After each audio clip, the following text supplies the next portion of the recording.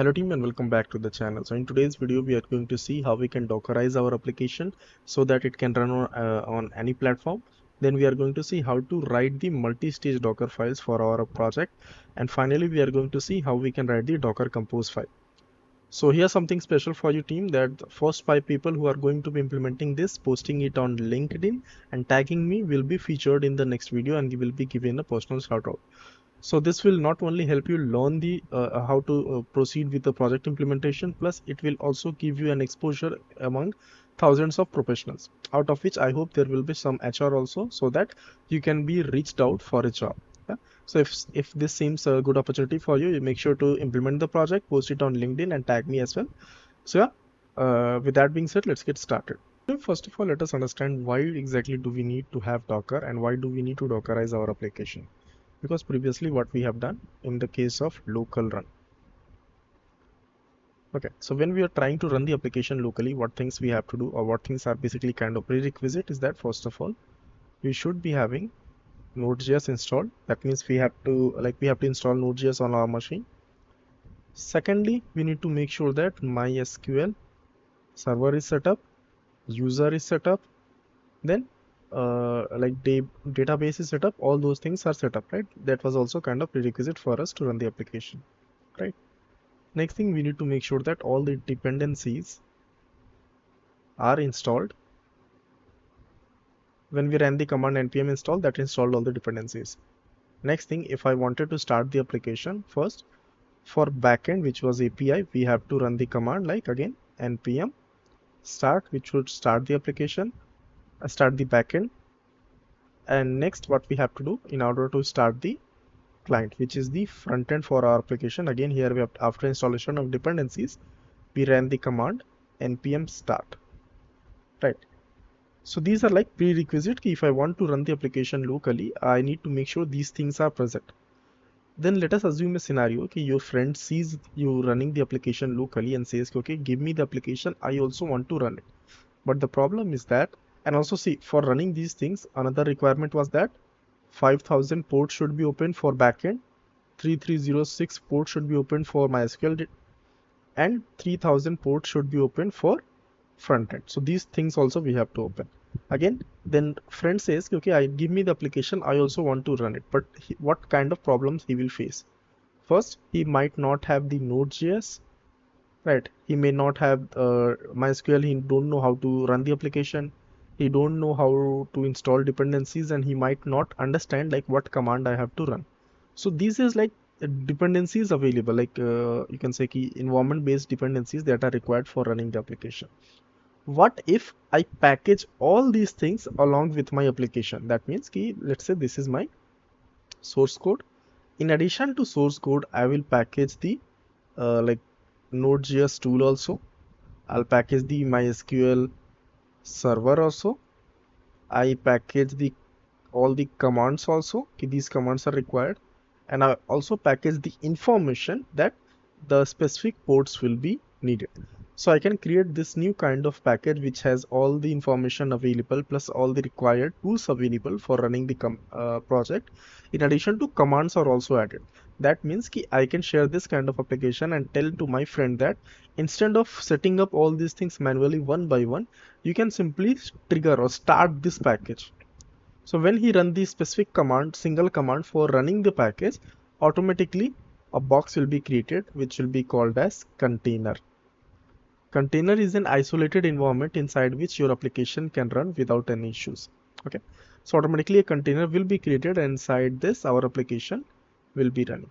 So as compared to this scenario where we have to set up manually everything, this scenario is much easier, where I just need one command.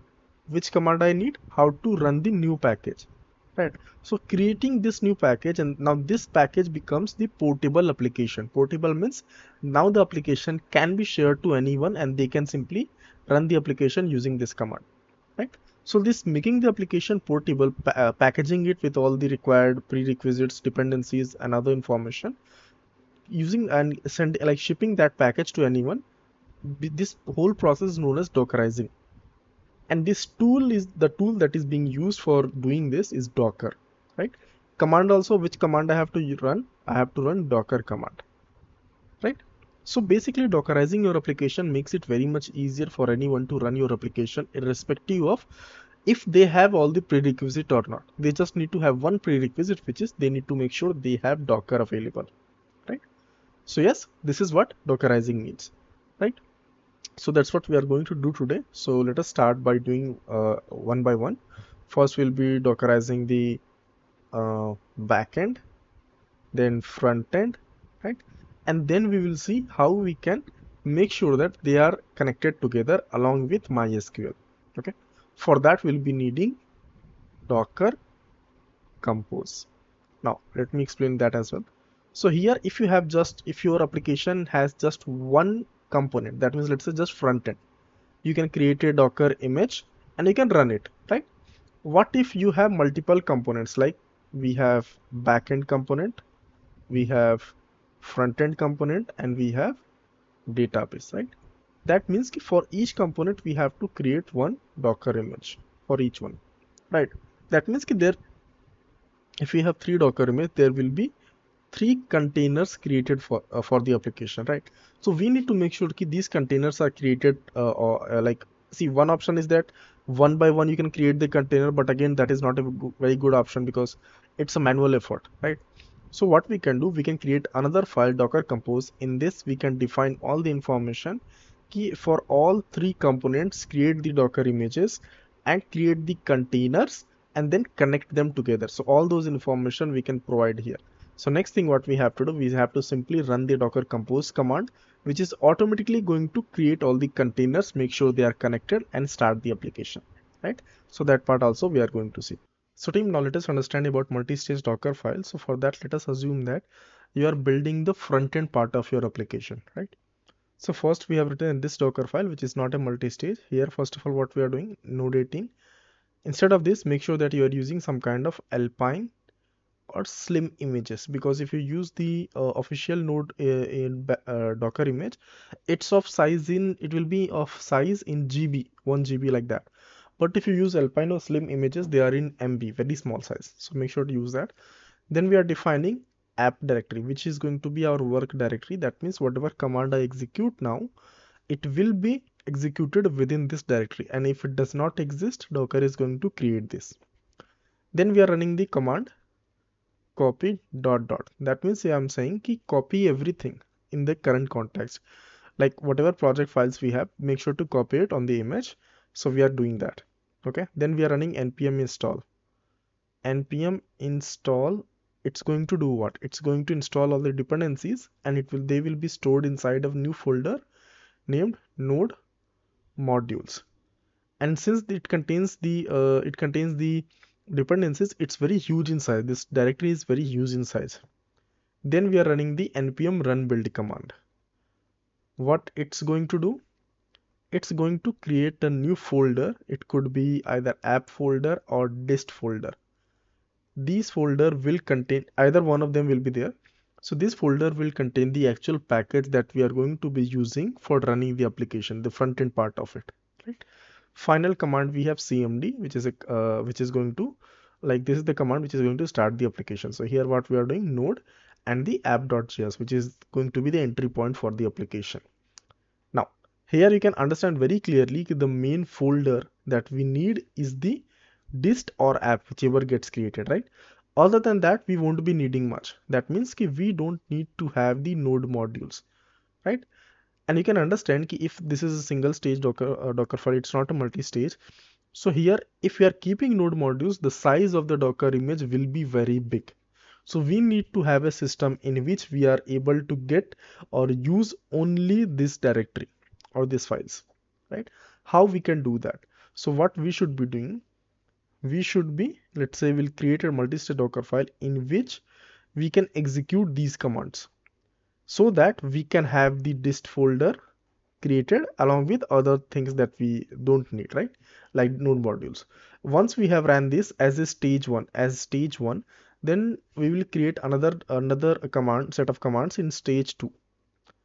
Now from this stage 1, what we are going to do, we are going to copy, because we have already ran this command and this command, so it should be present. So from here individually we can just copy it inside stage 2. and we can use it. So here benefit that we are getting in the final Docker image, in the stage 2 Docker image, we will be having only the files that we actually need. How we can implement this? So first, from node as builder, this is important thing here, defining key as builder. Why we are referring it like that? Because later on when we want to copy from this stage, so we can define I want to copy from builder stage. Okay, here also we define this, and here we are copying first package.json. Why we are doing that? Because we could utilize caching also. So in Docker, each line that you see, it is a layer. Okay, here what we are doing, we are copying first package.json and then we are running the npm install. So when you run the npm install, it's going to check the package package-log.json and package.json file, and based on that, it's going to download all the dependencies. Okay. Later on, let us say that I'm running the same command. I'm trying to build the same Docker image. So here it's going to see that there is no change in the package.json file, right? So if there is no change in package.json file, then the npm install command, it should not be installing any new dependencies, right? And as I said, each layer, each set of command, each like this command you see, each one, it is a layer. That means this layer will be, it is cached. Cached means it, all the files that is downloaded, it will be available for us to use. So instead of running this npm install command again, we can just use it from here. Okay, that is the benefit you get. So in the first is in the stage 1, what we are doing, we are downloading the dependency npm install, copying everything and running the npm run build. So finally it will be able to create the dist folder. Okay, in addition to that, there will be many other folders like src folder, then node modules and everything, right? But we need only this folder because this is the front end. So in stage 2, which is going to be the production, here we are we are taking a base image first, defining word directory, then copy, you can see this section, copy from builder. We are saying we want to copy something from the builder stage. Okay, what we are copying, just the dist folder we are copying, and copying the package.json. Okay, and then we are running the npm install only production. This basically refers to that we want to install only the production dependencies, because in sometimes in our package.json file we can have dev dependencies and just dependencies. So we don't want to install any of the dev dependency when we want to deploy the application to production. In that case, we can run this, right? And finally we can run the command this. So then let us see like how we can write the multistage Dockerfile for the client, or basically the front end. So here, first of all, what we have to do, there will be 2 stages. Okay, now let us understand why exactly we need to have 2 stages, because in one stage we are basically downloading all the dependencies, we are building the application, right? And generating the specific package that we are going to be using for deployment. The thing is, out of these many things, the only thing that we need is the actual package. But if you are building a single stage Docker file, all these things will be existing within that image, right? Which is going to make the image very huge in size. So instead of doing it like this, what we can do, we can have 2 stages. First stage will be the builder stage, where we are going to build the application, download dependencies, create packages that will be needed. In the second stage, which will be the actual stage where the application will be running, here what we do, from here, like from the stage 1, we can copy only one thing, which is the actual package that we want to deploy or use, right? And rest we can write. For example, like if I want to use nginx, then whatever steps we need, we can write it here.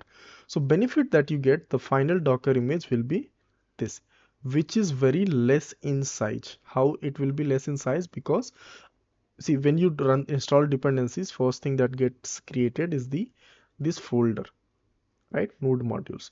And obviously you can understand if you after installation of dependencies, this folder becomes very huge in size, right? And if you are keeping it already in the image will become very huge. So what we are trying to do, in one stage we just build the application, download dependencies and generate the required package, and in the second stage, which is the main stage where application will be running, we are copying the specific package that we need to use. Okay, so this will make sure that whatever unnecessary files that we don't need are not existing in the final Docker image or production Docker image, right?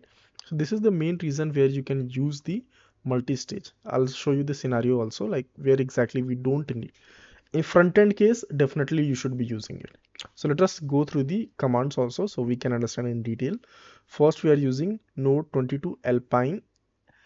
Alpine, while you're using, you could use like this also, node 22. But this is very huge inside. It could be in GB. But when you use the alpine based images, they are very small in size. They are within 100 MB only, right? Then we are defining as builder. It basically means the stage is builder. Why we are giving it a name? Because in second stage we can refer it. We want to copy something, we can define ki copy from builder. Okay. Then we are writing work directory app. So basically we are saying ki now every command that I'm going to execute, it should be executed inside it. Okay. If this directory is not created already, it will be created. Then what we are doing, we are copying the dependencies. What things we are copying? Package.json and package lock.json. Package.json will contain information about dependencies that we will be needing. Package-lock.json will be containing specific version, exact version that we'll be using. So why we need to have them? Because when we want to run the npm install or npm ci command, this will be needed to verify which dependencies needs to be installed. Then we are using npm ci. You can see here that I did not run the command npm install. Why? Because npm ci command is much better, it's faster, and it's going to focus on the package-lock.json so that it can download the exact version of the dependency that we have defined. So in production, always go with npm ci. And then we are copying the rest of the code, because see, previously whatever thing like dependency based files we have copied and installed dependencies, and then we are copying the rest of the files. Question you might think, Aditya, why we are not like copying this also first, and like why we are copying the rest of the code separately? Because each command you see here, it's a layer which when you build will be cached. So let us say that one time I have built this Docker image and all the steps have ran, right? Including this one, which is going to download all the dependencies also.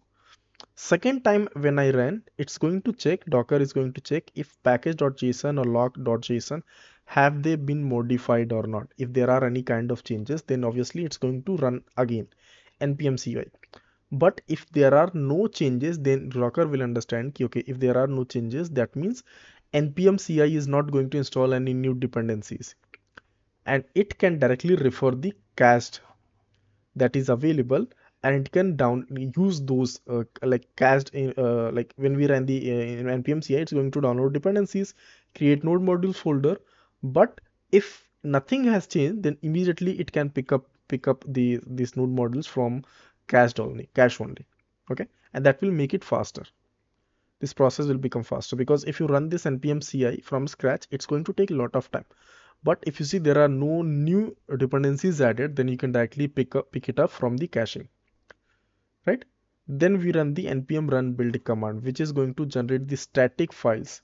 Okay, here we have written build, but generally it could be a dist folder, it could be app folder, or it could be a build folder. Inside any one of them, any one of these folders will be created, and inside them there will be static files of the front end that we are going to deploy.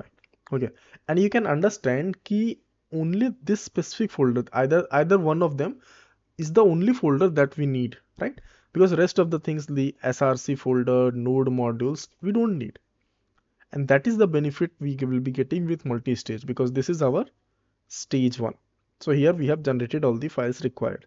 Stage 2, we want to serve the front end using nginx. So we are taking nginx alpine based image, and now we are copying the builds, the static files, the one that we created using this command npm run build. So here we define copy, then hyphen from equal to builder. This is where we define that I want to copy something from the previous stage. Okay, stage name is builder. What we want to copy? We want to copy app folder. Inside app we have build folder.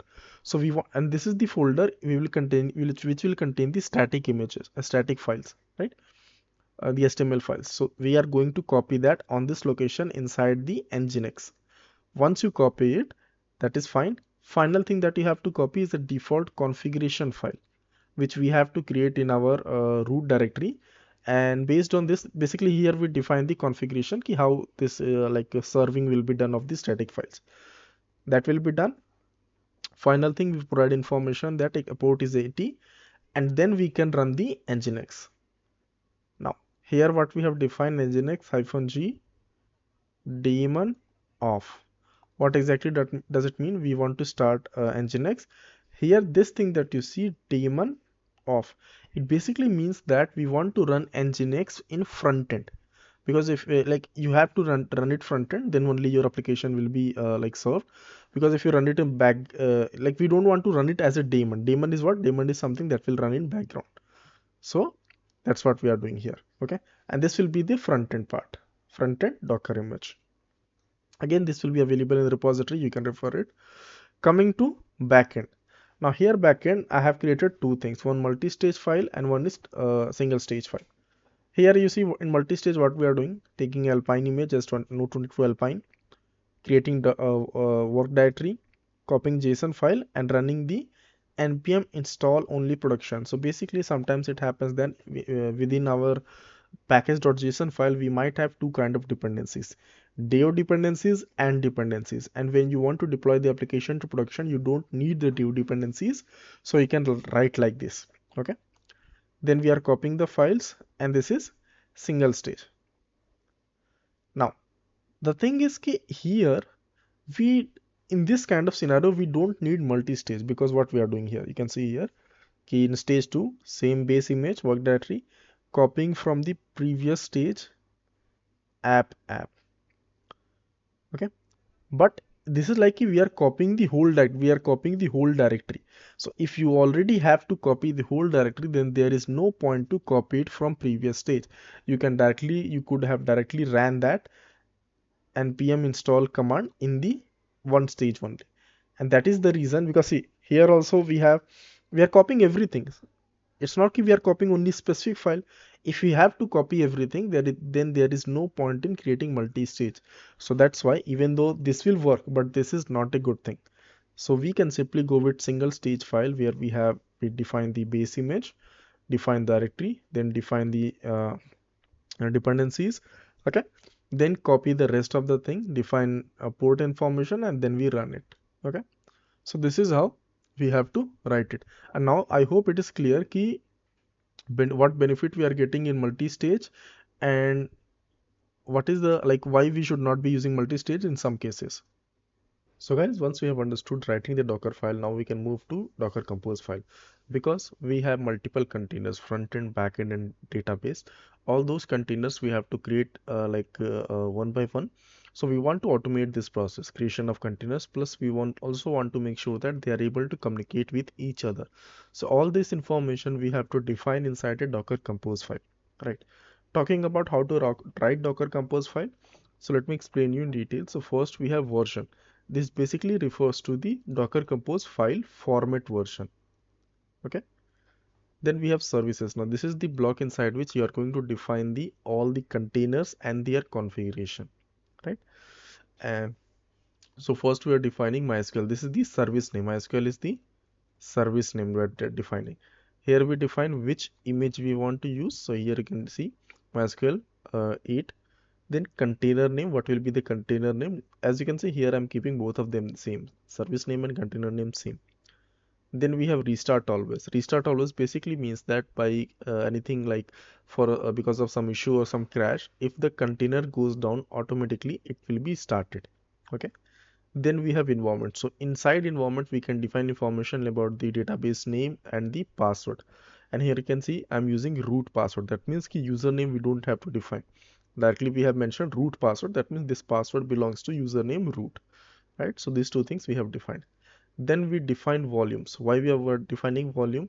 Because in case the container goes down, the MySQL container goes down, still if we have defined volume, if we have mapped mapped the directory inside the container with a named volume, Then if container goes down, data will be persistent, and later on we can use the data. First of all, we are this is this name that you see, MySQL data. It refers to a named volume, a volume that will be creating. And see, you don't have to manually create the volume, you just have to provide a name. Rest will be done by Docker itself. So we are saying that this will be a directory, basically name of the volume, inside which we will be keeping the data from the container of MySQL. Okay, and this is what this refers to, directory inside the container. So we are mapping this directory with the named volume on our machine. Okay. Then we are mounting a folder also, MySQL init. Why we are mounting it? Because inside this folder we have init.sql. So what is init.sql? If you remember, we ran multiple commands to set up the username, password, table, database. So all those things we have written directly inside it, like the steps to create the table, like what kind of user tables we have to create, what things will be inside it. We have written inside this file, and we will be asking Docker to execute this file to create the complete user table. Okay, that's what we have defined here. Next, we are defining ports also, because by default MySQL will be running on port 3306. So we are doing a mapping also. Host port and container port. First one is the host port. Host port is what? It refers to port on the VM where we are creating the container. Container port will refers to the port that will be opened inside the container, that is inside the container only. Okay. So this is the first service, which was MySQL. Second service, we have backend. Here we define information about backend. Okay. Now here, first thing that you'll be able to see, build./API. It refers to that. Basically, we are saying that we want to build the Docker image that exists in this directory. So once we mention this, whatever Docker file we have inside this directory, it will be built. Okay, that is the benefit, that you don't have to previously only build the Docker image. You can build it at runtime using Docker Compose. Okay, container name. Here in environment, we are defining the host. This refers to the service name that we have created above, username, password, database name, j secret token, and here reset admin's pass we are setting up to. Now this is quite important part, depends on MySQL. That means that this container creation will happen only if MySQL container has been created. That's why we have written depends on MySQL. Port information we define. Then comes the front end. Here also we are using build./client. What does it mean? It means we are providing a build context. This is where our Docker file is present. Kindly build it. Okay. So this will be from here, like Docker image will be built from this location. Container name we are giving. Port information we are giving. Depends on backend. That means now this container will be created once backend container has been created. Final thing, we are defining name of the named volume, the volume that we used here. Okay, and that is how you write the Docker Compose file. So now what we can do, we can get started with the complete CI/CD pipeline for building our application, right? So let us do that. So team, I have put all the code inside this separate branch, docker-build-deploy. So when you are building this, make sure to refer this branch and build from here. Now we are going to create Jenkins and SonarQube quickly. Let me create 2 instances, one to type. Even though we have done it before, but I'm just doing it from scratch so that when you are building this whole thing by yourself, it will be much easier to follow the video, right? So here we can select the security group. Make sure port 8080, make sure this port range of port is open 3000 to 9000. Just to show you the ports that I have opened, so that you are also clear on security group, primary. So these are the ports that I generally keep open. Okay. Next we can go here and security group selected. Storage, I'm giving each one of them as 25, which should be more than enough for us. So once this is created, let us name them Jenkins. Second one will be SonarQube. So let us set up Jenkins first. I'll copy the public IP and we have to open MobaXterm.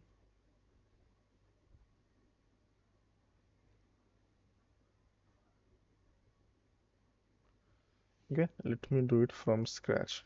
Session SSH IP username will be Ubuntu advanced SSH private key, and we can select the one that we have on our local. If you want, you can give it a name also. For me, it will be Jenkins. Final thing, if you want, you can go with color also. So I'll go with red. Jenkins is set up. So let us quickly install Jenkins on this server. So first command sudo apt update to update all the packages. Meanwhile, this is happening. We can go on browser and here we can search for Jenkins installation. Click on this. Click on Linux.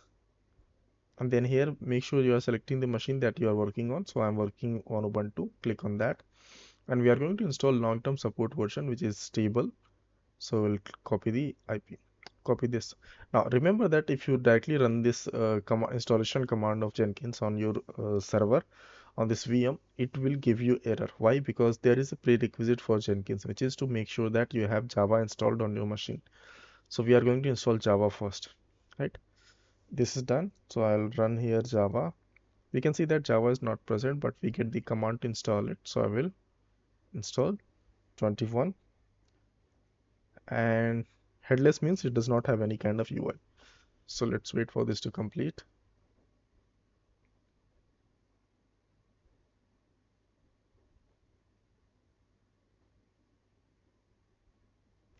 Once this is done, then we can copy the LTS version command and we can install Jenkins here.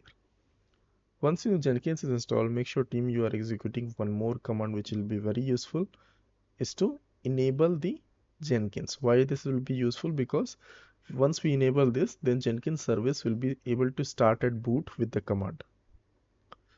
Okay. Basically, automatically Jenkins can start after the system has booted. So that will be really useful. Okay, so let's wait for this.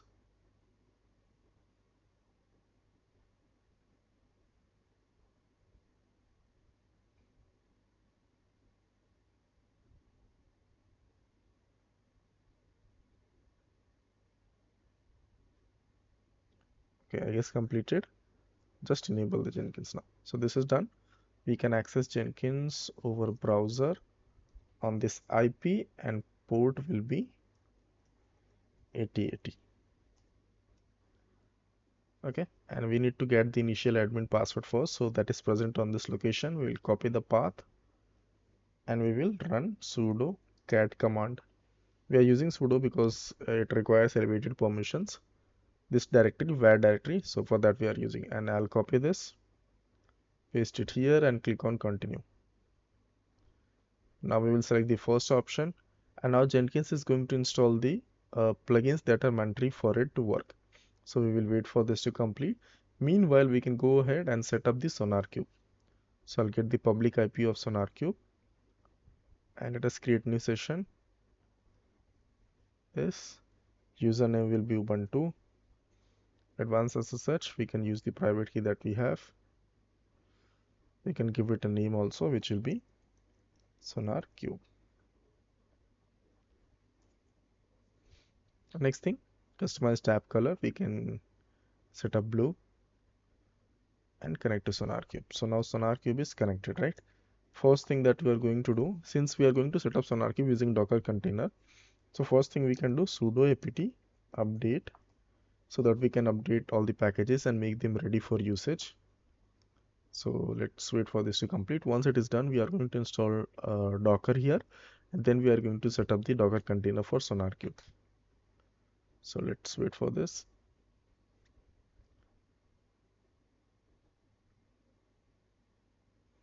Meanwhile, we can check the status on Jenkins as well. So half of the plugins installed, rest are pending. So we will wait for that as well.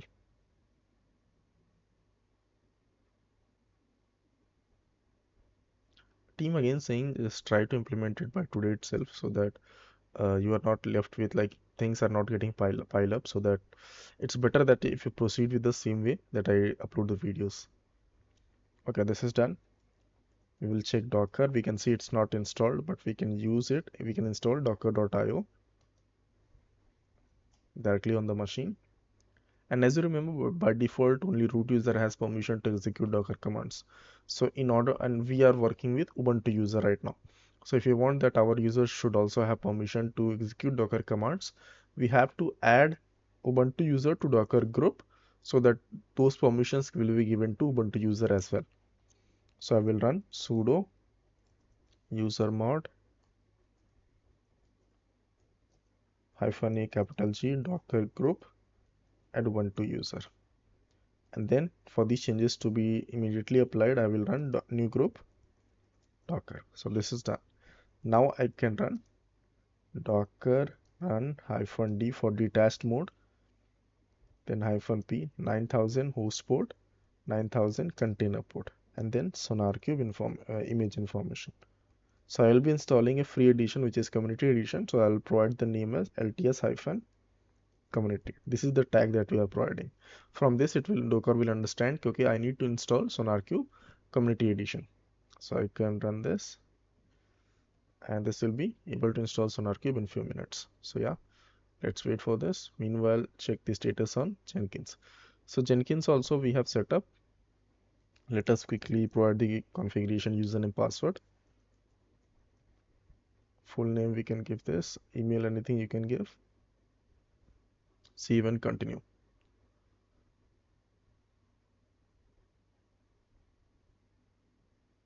Jenkins is set up.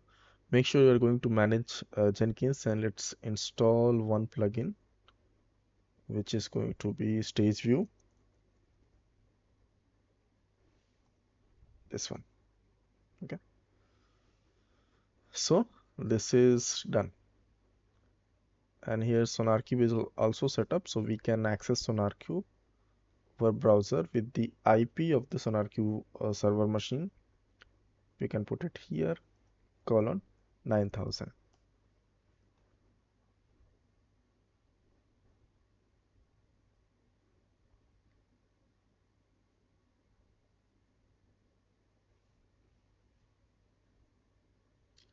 So let's wait for this. Meanwhile, yeah, Jenkins is set up, correct? So we have to install one more plugin in Jenkins, which will be for SonarQube. So let us install that as well. Sonar Scanner, right? We will install it. And here on SonarQube, default username and password will be admin. So we will provide that. Click on login. Then update the password with new password. So this is done. So SonarQube is set up. Now we can go to manage Jenkins, then go to tools, scroll down to SonarQube scanner, and here we can configure the scanner as well. See, this is all we have done in previous session, but I'm doing it right now also so that everyone is clear, right? This, then we can go to credentials first, global, add credentials, secret text. This will be for SonarQube token. Sorry.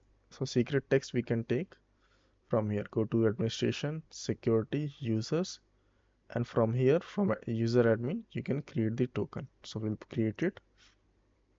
This is the token that we are going to use. So copy that, paste it here. ID you can provide anything, sonar-token or anything you want. You can just put it here. Now go back to manage Jenkins system, and this is where we are going to configure the SonarQube server. Scroll down till you find this one. Add SonarQube. It will be, name will be Sonar. Token we can select the one that we configured, and URL. URL we will copy till 9000. Make sure that you are not copying the last slash. Okay. So this is done. One more thing that we have to do, as you remember, user admin, configuration, and webhooks. For the quality gate check, this will be required. So we'll create it. We'll provide this URL. Now here we have to make sure that this URL first deleted it is the URL of Jenkins. So we will copy that. and let me put it here. Make sure no extra slash are there. So click on create. This is done, and now we can write our pipeline. Now all the stages will be same. In addition, there will be few more stages for Docker. So first, let us create CI pipeline. Job will be of type pipeline. Click on OK. Discard old builds. Only 3 builds I want to keep in history. And here we have to write. So first of all, make sure to refer this branch. So I can use the previous Jenkins CI file. First, I'll copy this, paste it here. Now, as per this, we are going to modify a few things, right? First, what we have Node.js. So we have to make sure that we have installed Node.js tool also. So quickly, I will open this in new page. Manage Jenkins, plugins, available plugins. Here, search for Node.js. Install that. Let's wait for this. This is done, right? Once this is completed, yeah. So now we can go to tool section, go at the end, and here we will select, let's say 23 should be fine. And what name we gave previously? Node.js 23. So I'll copy this, put it here, right? Next thing what we have to do, yeah, branch. So as I told you, the branch that we'll be using will be this one. So let me copy that name also, branch name, the one that we have to use.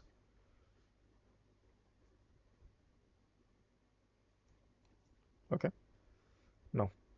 So now it should be able to use Node.js 23. Compilation should be fine. Git leaks scan. So we need to make sure that we have added git leaks also on our machine. So I'll go to Jenkins, run here as git leaks. We have not installed, but we can install it quickly.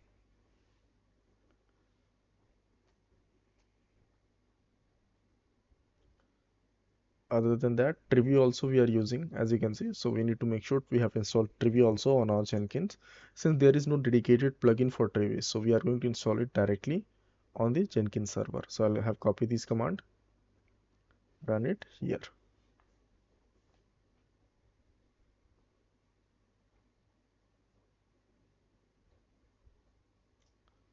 Okay, and let us check what else. Okay, so this much is fine. Moving forward from this, we can proceed with the adding Docker stages, right? So we are going to do that right now. Okay, so before we do that, let me just run this pipeline one time so that we can confirm that whatever we have added as of now, it's working fine. And all these stages, see, whatever, if you are watching this video for the first time, make sure that you are watching the previous video, because all these stages that you see here, I have shown, I have taught how to write it, right? So make sure to check that out. So pipeline has started. It will take few minutes to run all the stages, because we are running this pipeline for the first time. So whatever tools we have mentioned, Sonar Scanner, Node.js, all those tools will be installed here. Okay, so that is the reason it's going to take a little bit of time for the first time when we ran it, right? So yeah, let's wait for this to complete. So team, as we can see, is pipeline is successful, and this much we have already done previously, right? So now we should be getting started with Docker. So first thing that we have to do is install Docker on Jenkins. What I'm going to do, I can go on browser and search for Docker installation and get the commands. I'm using the Docker commands from here because this will be the latest. So I'll get the commands first, paste it on Jenkins server. So this is the set of command that is going to add the repository. Second set of commands we are going to add, which is going to be for installing. Now, one thing that you need to understand very clearly, when we are working with Jenkins, Docker commands will be executed with Jenkins user. And as I have told you that by default, only root user has the permission to execute Docker commands. That means we have to add Jenkins user to Docker group. We can do that by running the command sudo usermod -a Docker Jenkins. Once I execute this command, final thing that we have to do is go on Jenkins server and run the command in URL. We have to write the restart, which is going to restart Jenkins. Okay, so this will make sure that whatever uh, Docker changes that we did, that basically added Jenkins user to Docker group, those changes will be applied immediately. Okay, so for that purpose, we have to restart Jenkins once. So let us wait for this. So team, Jenkins has restarted. So let's quickly log in again. Sign in. Okay. So now we are going to add stages inside our existing pipeline. So let us open that. Side by side, I'm also going to open, we have to install certain plugins as well. So we will go to Manage Jenkins, Plugins, Available Plugins, and here search for Docker.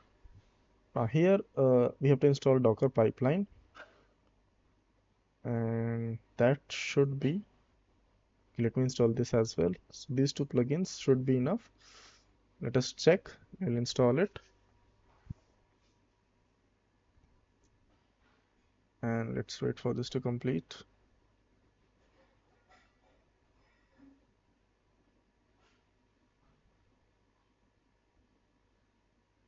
Okay. Now we can go to our pipeline. Let us create few stages. So I'm going to create a copy of this stage first.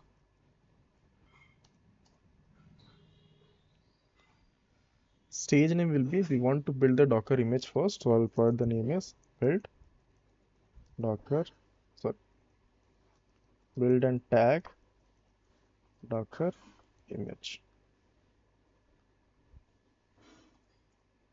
Okay. Now, when you are working with Docker images, make sure that you are writing all the commands enclosed in a script like this script, and inside this we have to write. So for writing, we can take help from pipeline syntax.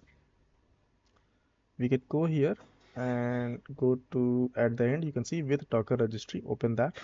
Now, if you're using Docker Hub registry, then you don't have to provide the URL because it's like a default one. You just have to provide the credentials. The credential that you use to log in into the Docker registry or Docker Hub. So I can, for example, if I show you Docker Hub login, here if I go, let us sign in. So here I can provide username and password. So this username and password that you see, if I try to log in, this is the username and password that you use to log into Docker Hub. Same username and password you have to provide here. So I'll click on add and provide the username and password. So we can add the credentials here and make sure that you're providing correct password. For example, I will write this, and you can provide ID also so that it's easier to go through the credentials. We have added, and we will select it and generate this script. Now this is the script inside which we can write the stages, write the steps for Docker build. So I will do that. Okay. Now, as you remember, we have two specific folders, front-end and back-end, right? So we have to make sure that we are going inside these two folders and then building our Docker images. So we will do like that. First pipeline syntax, and here we will select directory. Where is it? This one. First will be API. Generate the block, copy that, paste it here.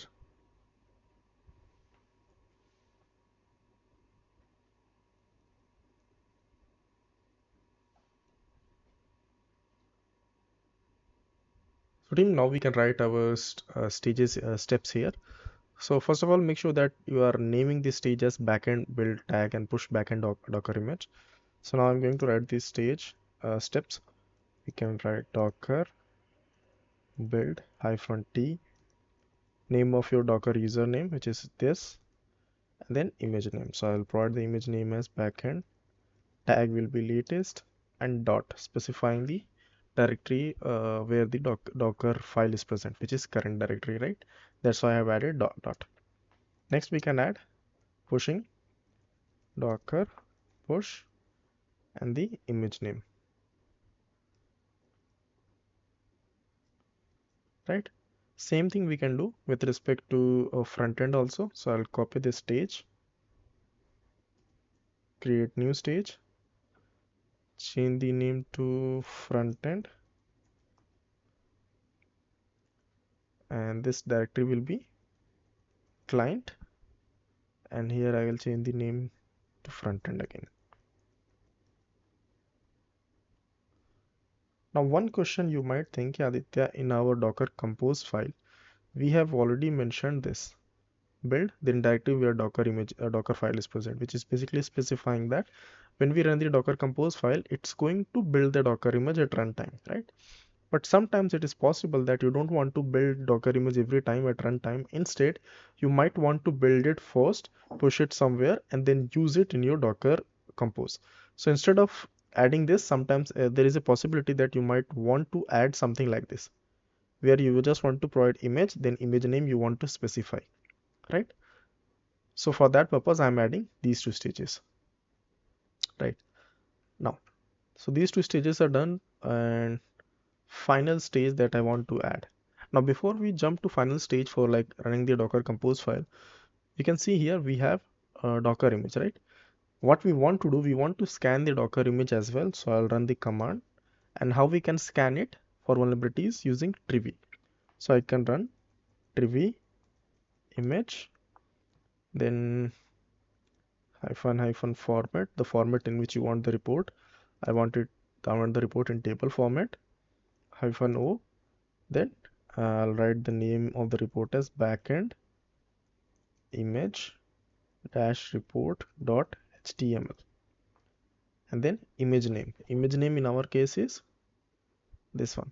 So I'll copy that, paste it here. Same thing we can do with front end as well, so that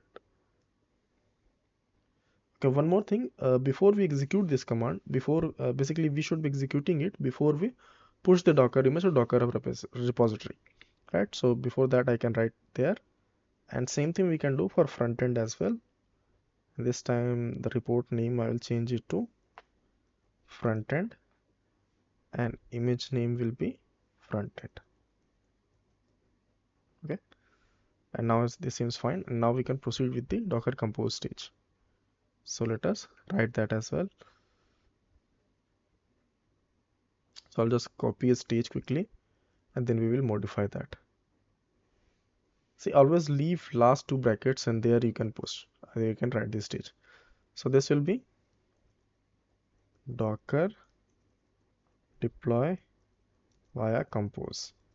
Okay, note that this is not a like proper deployment. We are just running it here so that we can see if our Docker compose, Docker images, those things are correct or not, right?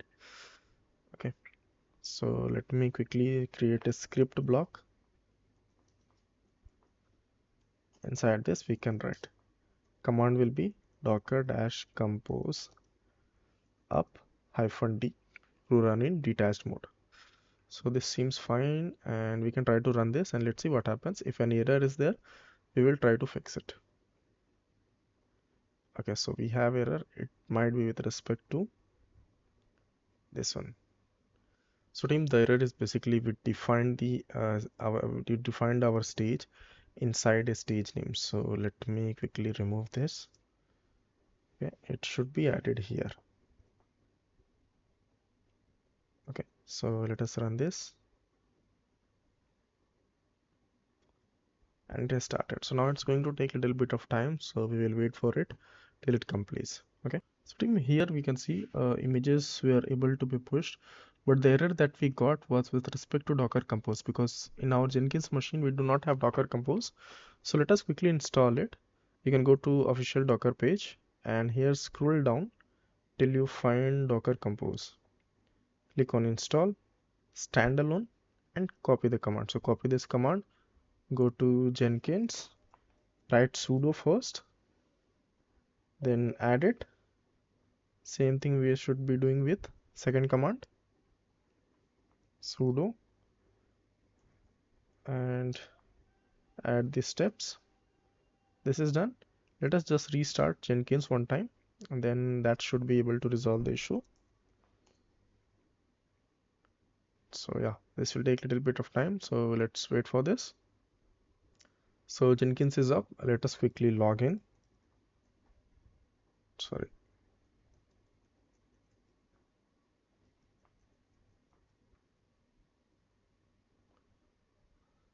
Okay, and let us directly run this pipeline again. And let's see. So again, this will take a little bit of time, so we will wait for this to complete quickly.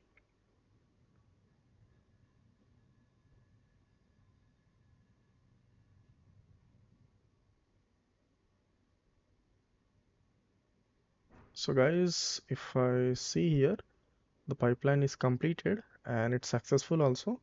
That means our application should be deployed via Docker Compose and we should be able to access it over browser. So where exactly we should be able to access? Over the IP of Jenkins, because that's where we have created the containers. We can put it here, colon 3000. And you can see application is up and running. We can try to log in with admin first. Click on login and great. We are able to see the details as well. Right. So yeah, application is working fine now.